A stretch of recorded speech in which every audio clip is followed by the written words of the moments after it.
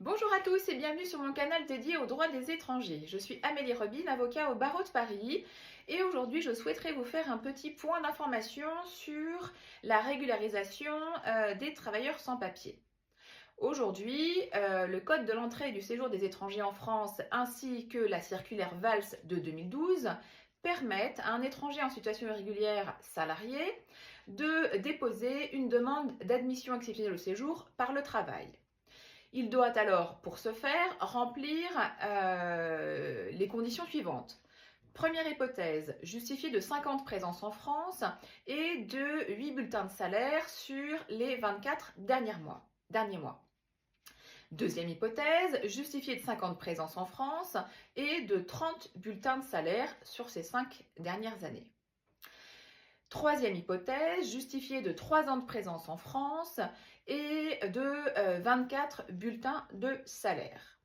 Dans ces trois hypothèses, pour pouvoir déposer son dossier de régularisation, le salarié étranger doit obtenir l'aide de son employeur qui devra donc fournir un certain nombre d'éléments.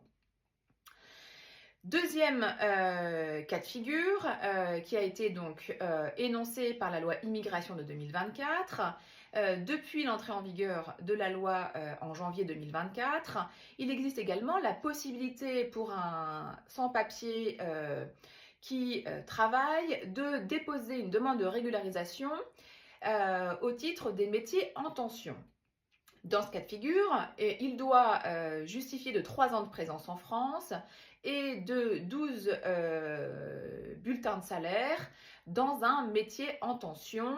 La liste des métiers en tension est figurant au sein d'un arrêté qui date de 2001.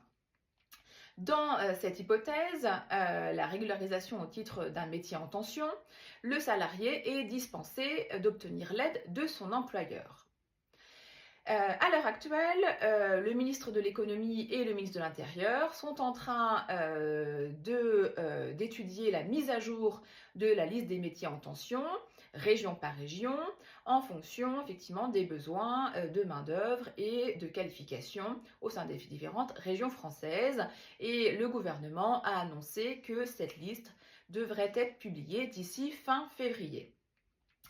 Autre élément d'actualité, le gouvernement a également annoncé envisager de durcir les conditions de régularisation et donc de remplacer la circulaire Valls actuellement en vigueur.